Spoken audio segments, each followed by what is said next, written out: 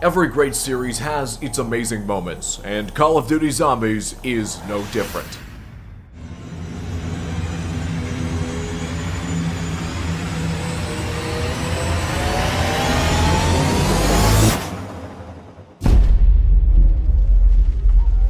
Ladies and gentlemen, welcome to COD Zombies HQ. In this video, we're going to be counting down the top 10 amazing moments from the history of Call of Duty Zombies. A lot has happened in a story and series spanning 8 years and 4 games, and I can't wait to share these moments with you. Before we get into the meat of the countdown, if you do enjoy this video, I'd appreciate it if you can give it a thumbs up and consider subscribing to this channel for more great Zombies content to come. So let's kick things off at our number 10 spot. Now, I've been covering COD Zombies news on an almost daily basis since mid-July of last year. In that time, I've talked about some amazing stories from this series, but one of my absolute favorites occurred on the night of September 29th, 2016. It had been around 2.5 months since the DLC 3 Zombies map for Black Ops 3 named Gorod Krovi released. While most of the map's Easter eggs were found out in the weeks following the map's release, there was one major egg that eluded the community: the fabled monkey bomb upgrade. We knew that the Easter egg was in the game. We even found its official name in the code, calling it Paying Respects. With all of the hype and excitement leading up to the release of DLC 4 Revelations, it seemed that the monkey bomb upgrade Easter egg would remain unsolved.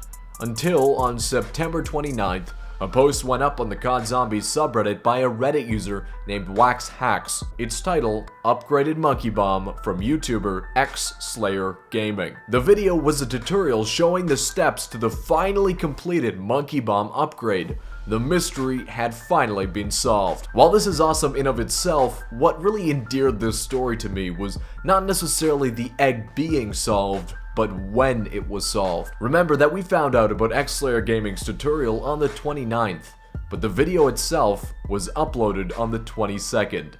One of the biggest unsolved Easter eggs in Black Ops 3 had its solution publicly available for a week before anybody in the community found out. And that awesome realization has earned this moment the number 10 spot. Moving on to our number 9 spot, for anyone who was like me, playing Nacht der Untoten right after the release of Call of Duty World at War in 2008, we knew that the Zombies game mode was a side project. You unlocked it after you beat the campaign. It was obviously rudimentary, but still, we were hooked. There is a video we can point to, a moment, if you will, that secured Call of Duty Zombies as a staple of ultra-rare games and DLC packs to come in the future. When we got the first trailer for World at War's first DLC, nestled at the end of it, we saw Verrückt for the first time.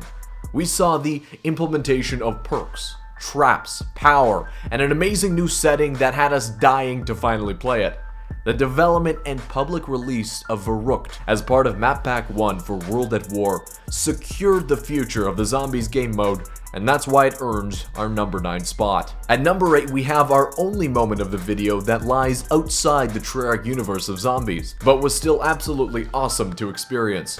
At the height of Zombies hype pre-release of DLC 4, a bunch of the largest Zombies YouTubers and news outlets received a large film container in the mail from Infinity Ward that featured the Infinite Warfare Zombies logo and a countdown timer.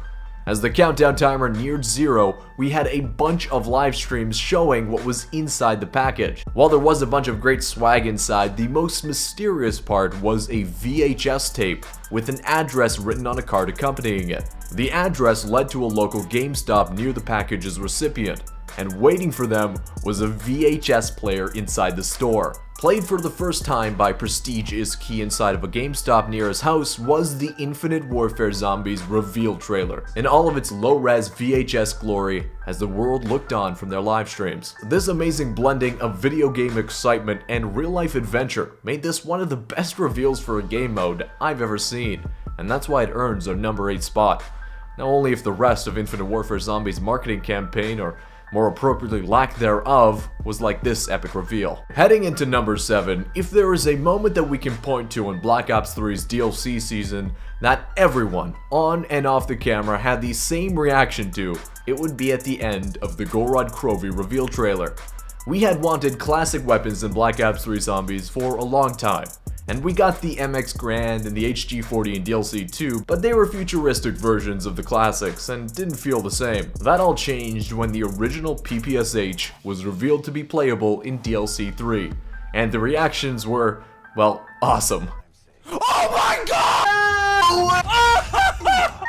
Yeah! I still think the inclusion of the PPSH in Gorod Krovi was one of the best examples of Treyarch actually implementing something that their fans had been clamoring for, and this epic reveal of the weapon in the trailer definitely earned it the number 7 spot. For our number 6 spot, we have what I still think to be one of the most epic endings to a Zombies Easter egg we have ever seen. The map was DLC 4 for Black Ops 1.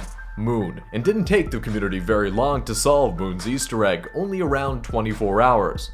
But the reward had to be seen to be believed. In this footage you're seeing now, while not the first to complete the Easter egg, LiamFTWinter, MrRoflWaffles, and their team look on as nuclear rockets leave Griffin Station and hit the Earth. The result was a cratered and fractured Earth sitting in the distance for the rest of the game, as well as you get all the perks on the map. You could even return to this fractured Earth, as that's where the Pack-a-Punch was located, and see the destruction you caused firsthand. Moon's Easter egg ending remains one of the most memorable and awesome moments from the Call of Duty Zombies series, and that's why it takes our number 6 spot. At our number 5 spot, we head back to early April 2013. As the Call of Duty championships of that year were coming to a close, and the competitive team for Rico Impact took home their $400,000 check, a huge number of people were watching the stream live, but a lot of them weren't there for competitive Call of Duty, they were there for the zombies. I didn't personally participate in this moment, but I think MrTLexify did a great job of talking about the hype surrounding the reveal of Mob of the Dead. COD 2013 E-Championship sort of thing. Everyone watched it just for this trailer. Like, I was on it, easily like at least 300,000 people watching at that time. This is what Black Ops 2 is in its most peaked moment. The reveal of Mob marked a new era for the COD Zombies trilogy.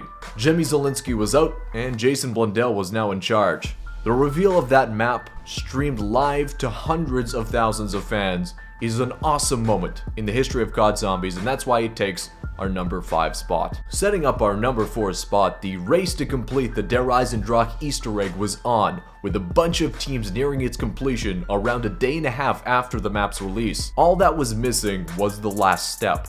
That last step was first done by TheLongSensation and his team, which is what you're seeing on the screen now, though I couldn't get their live reactions. But the reactions of Red Austin 27, Noah J456, and their crew's first entry into the epic Der Eisendrache boss fight is available, and it's awesome to see. 2, 1, slam. Yes! Oh my god! I can't see. Okay. Holy. What? What's going on? Whoa, it's not over. What is this? For me personally, the Der Eisendrache boss fight is the most epic boss fight in the history of COD Zombies.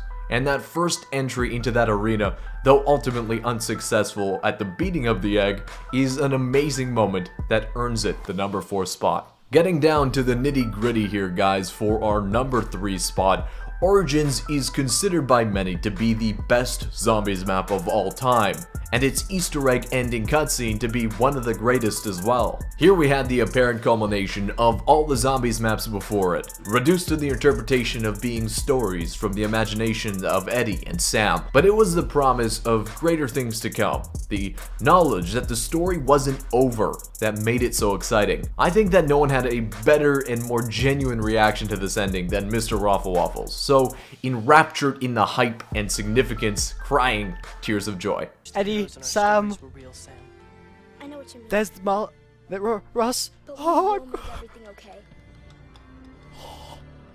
holy crap! Oh my god! Oh my god! Oh my god! That cutscene means a lot to a lot of people, and the emotions it produced seeing it for the first time earned it our number 3 spot. At number 2, we have an event that I think has defined the Zombies community at its largest and best moment. A few weeks following the release of Gorod Krovi, the largest Zombies YouTuber Noah J456 announced a Zombies Easter egg marathon charity stream featuring teams comprised of some of the largest Zombies YouTubers and streamers. The event was called Easter Eggs for Charity, or EE4C, and it took place on August 14th, 2016.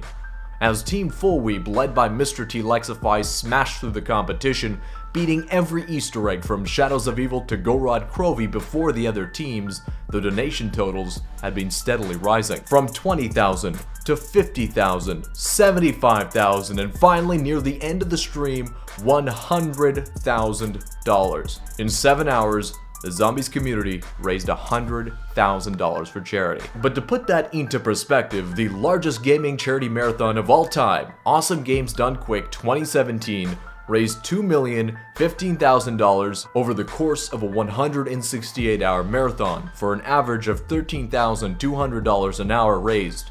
Easter Eggs for Charity, the Zombies community, raised more money per hour than the largest charity marathon in existence. I think that Easter Eggs for Charity is an awesome example of what this community is capable of when it comes together, united in our love for this game mode and willingness to donate towards a great cause. This is why this event takes our number 2 spot. At number 1 is a moment that marks one of the most controversial moments in Zombies history. An event that still divides the Zombies community even till this day, and has acted as a catalyst for the disappointment for many Zombies fans: the ending of the Revelations Easter egg. The egg was marked by game-breaking bugs and glitches, capped off with what most people believe to be a disappointing ending cutscene. But for a moment, let's forget all that. And instead, let's remember how that Easter egg was first solved. The Revelations Easter egg was in the midst of the longest ever time to go unsolved. As that time rolled past the 8th day, progress was very slow, until late in the evening of September the 14th, the last bone for a step for the Easter egg was found. And after that, further steps were found in rapid succession, with Noah J456 becoming the first one to enter the first boss fight, but was hit with a game-ending error. Streamer Lycan365 got their team into the boss fight too, but went down. Then Reddit users GreyFox beat that boss fight, received the summoning key, but wasn't streaming and was stuck. But there was one team streaming and who just beat the first boss fight and was working on collecting items with the summoning key for their next step. Streaming under the alias BigHack225, the team of Nick and Caleb rolled into the second boss fight for the first time. They battled through it with the help of the Zombies community in their chat and completed the Revelations Easter egg, the finale of the 7-year saga, at 12:50 a.m. on the morning of September the 15th, 2016. That's the memory of the Revelations Easter egg I like to remember being there in that chat, watching live as 2 college friends and longtime Zombies fans, wanting just to get this thing done before they had to go to class in the morning, effectively brought to the end a story that helped start a global phenomenon. That moment, as controversial as the implications may be, takes our number 1 spot. Well, that wraps up our countdown, guys. I hope you enjoyed. I put a bunch of work into this video, so if you enjoyed it, I'd appreciate it if you can drop a thumbs up, and be sure to subscribe to the channel for more great Zombies content to come. If there was a moment you thought should be on this list and I didn't include it, I apologize. If you would, just leave it down in the comments. I'd love to hear if there's any other honorable mentions or moments you think should have been included. And maybe in the future we can think about doing a part number 2. I think in a series as storied as COD Zombies is, there's a bunch of stories from the game and from the community that should be told. And while at the end of the day, it's just a game, the time and effort and interest that has gone into this series over the last 7 years demands that we kind of look back and take stock of where we've come from. Again, I want to thank you for watching, and I'll see you with another Zombies video tomorrow.